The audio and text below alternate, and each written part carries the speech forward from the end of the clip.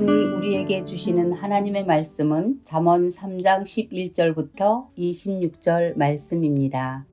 내 아들아, 여호와의 징계를 경히 여기지 말라. 그 꾸지람을 싫어하지 말라.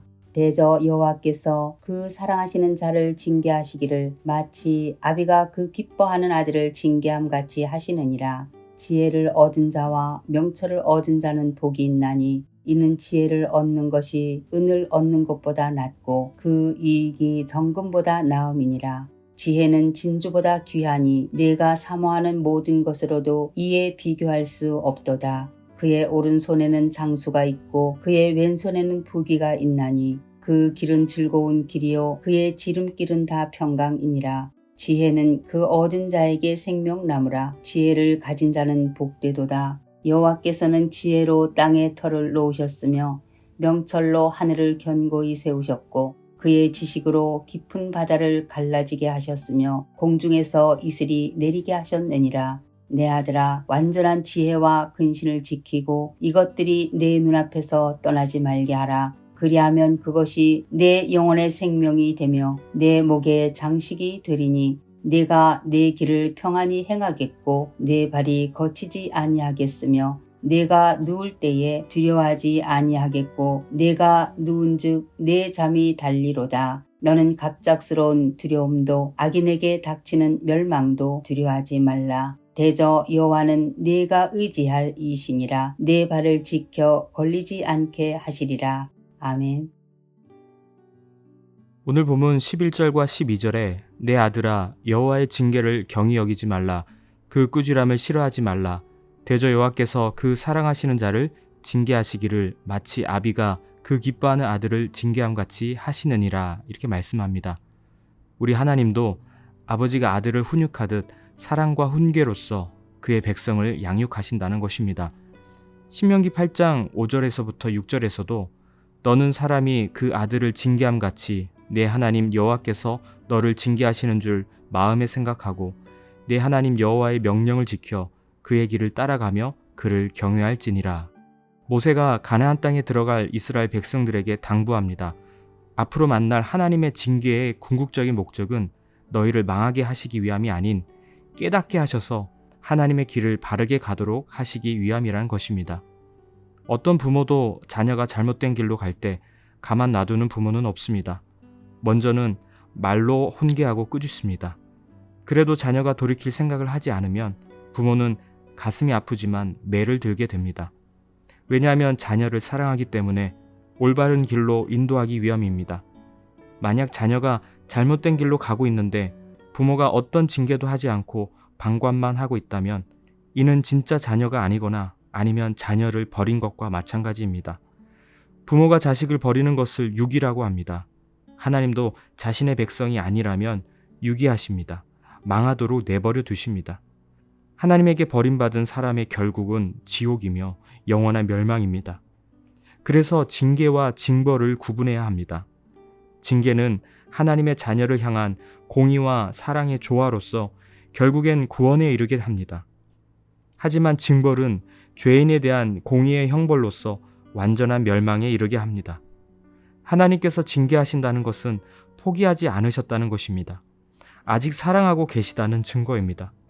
그러므로 징계를 받을 때 절망하거나 좌절하기보다는 자신의 연약함과 죄, 그리고 하나님의 사랑을 깨닫는 계기로 삼아야 할 것입니다. 그래서 지혜 있는 자에게 징계는 혐오의 대상이 아닙니다.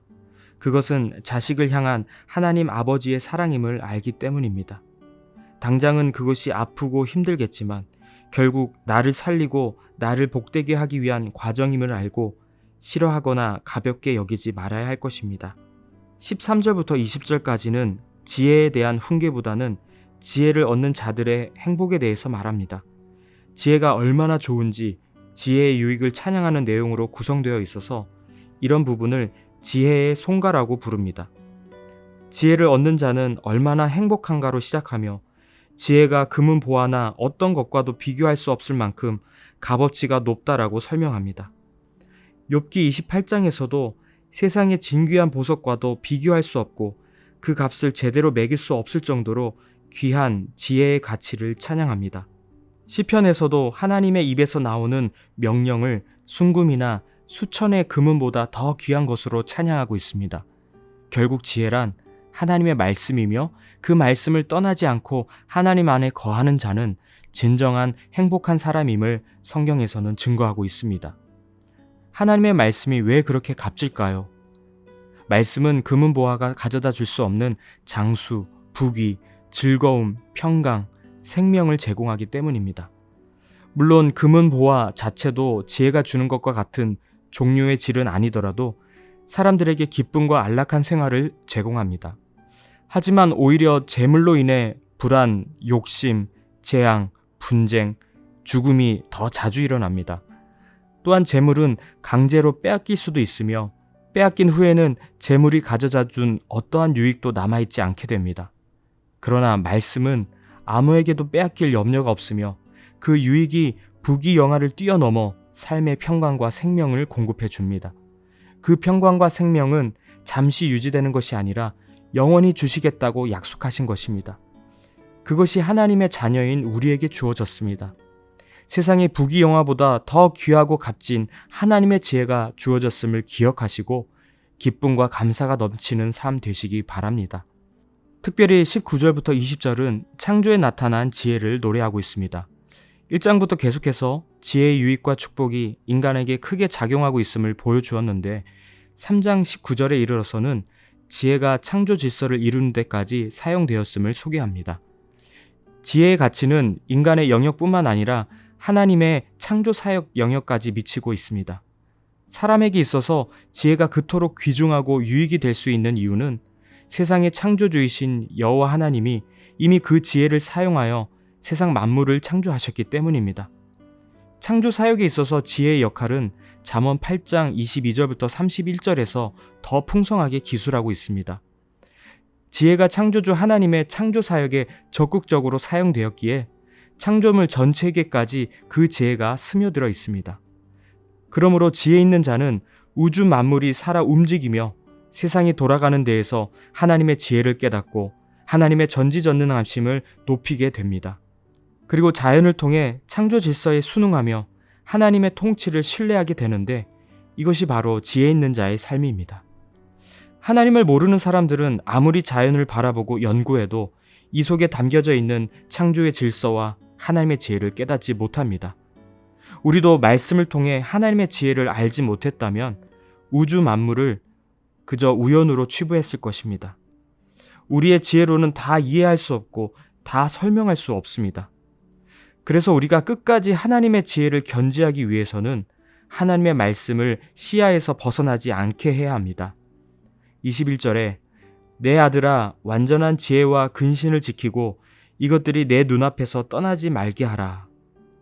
완전한 지혜란 인간의 자의적 노력으로는 도달하기 어려운 풍부한 지혜를 말합니다. 근신은 사리 분별력과 세심한 계획에 따른 신중한 생각과 태도를 말합니다.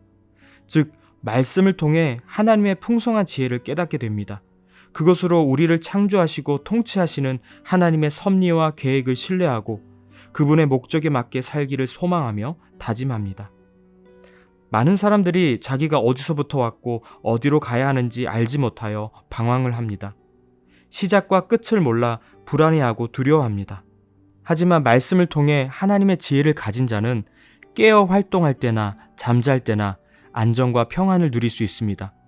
그리고 갑작스러운 두려움이나 악인에게 닥치는 심판에 대해서도 두려워하지 않아도 됩니다. 내가 사망의 음침한 골짜기로 다닐지라도 해를 두려워하지 않을 것은 주께서 나와 함께 하심이라. 주의 지팡이와 막대기가 나를 안위하시나이다.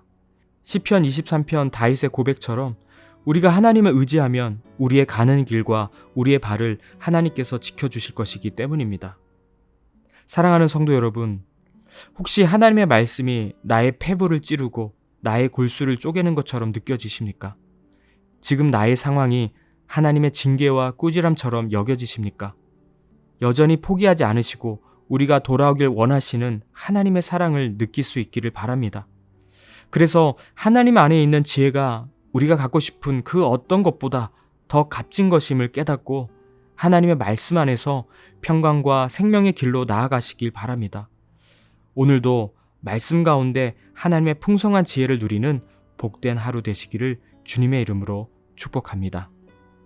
오늘 이 아침에 함께 기도하실 제목은 첫째로 이 세상 그 어떤 것보다 값진 하나님의 말씀에서 떠나지 않고 영원한 생명과 평강을 누리는 우리의 삶이 되게 해달라고 기도합시다. 둘째로 다음 세대가 여름 성경학교와 수련회를 통해 풍성한 하나님의 은혜를 경험하게 해달라고 기도해 주시기 바랍니다.